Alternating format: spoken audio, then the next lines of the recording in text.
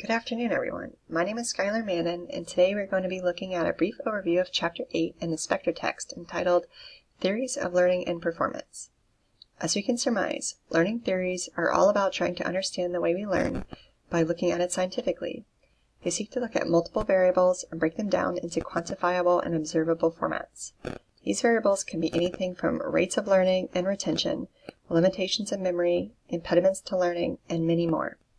Additionally, there are several philosophies or educational positions that sort of govern these educational theories, or provide some context for where they're coming from, which we'll take a look at after discussing what actually makes a theory.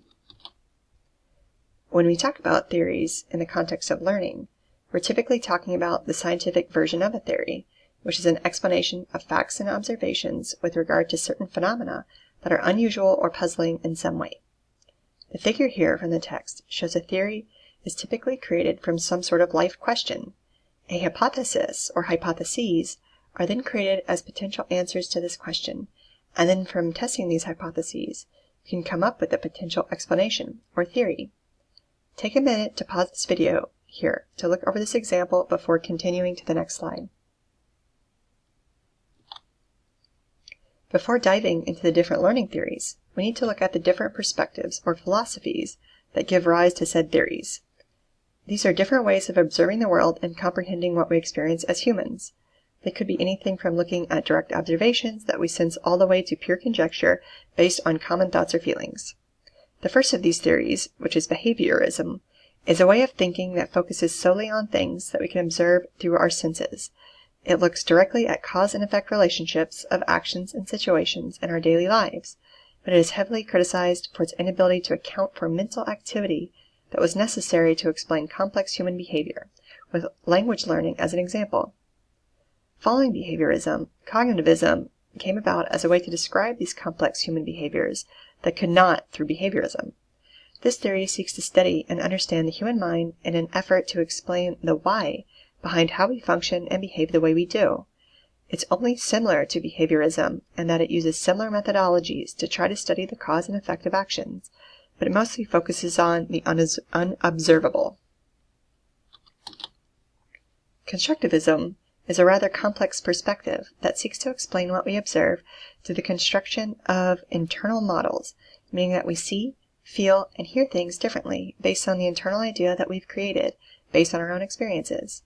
Compared to the other two perspectives previously described in the chapter, this one is more widely accepted because it acknowledges human differences in culture, language, and experiences, which have been shown to alter the way we view the world.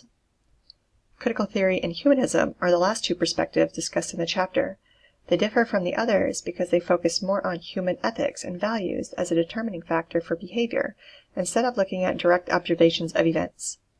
Humanism, in particular, focuses on the individual experience, explaining how each of us is distinct from the other, so it cannot be fully explained by a single theory of behavior. Many humanists refer to Maslow's hierarchy of needs when discussing this perspective, as it places values at the top of the pyramid through the discussion of things like self-actualization.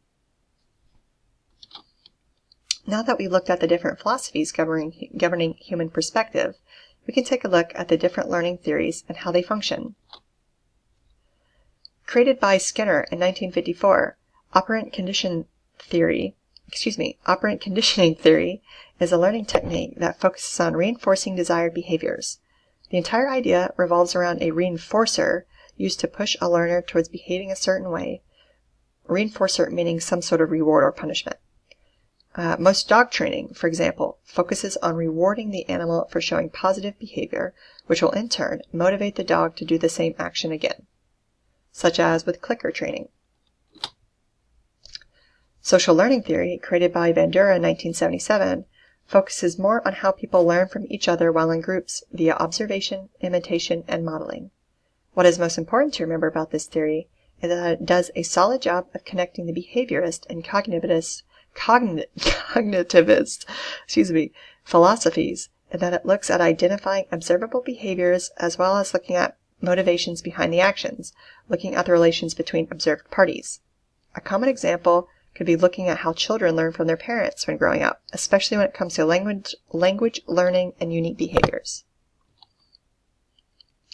In 1988, Lave established the situated learning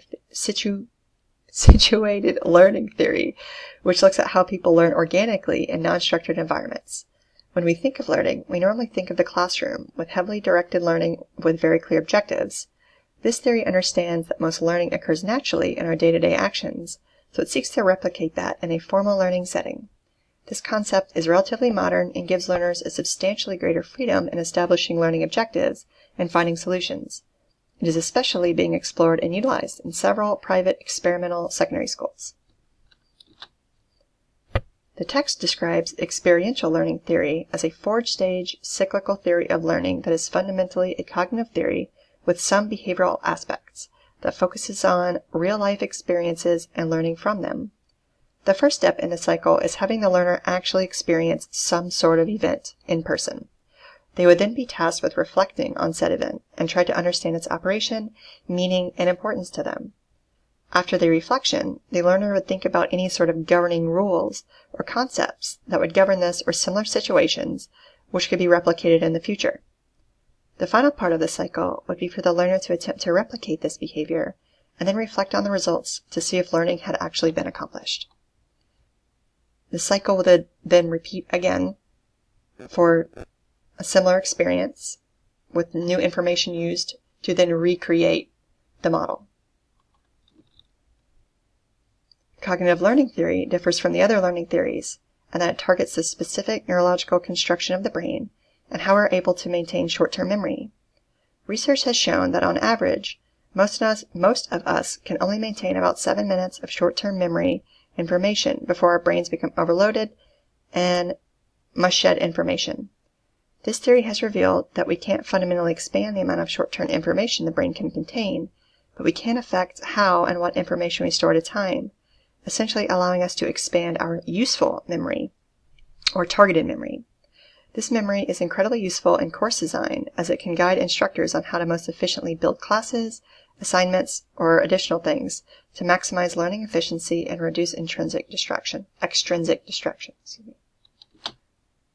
And finally, when designing a logical model for change, we need to remember to refer back to one or more of these learning theories in order to most efficiently build said designs. When choosing which models to use, it's important to consider the behaviors that you're seeking to change, as different situations could be best affected by different methods. Along with identifying empirical justification for necessary change, choosing the right theory can help us to identify the appropriate inputs, activities, and outputs before looking at potential outcomes. Thank you very much.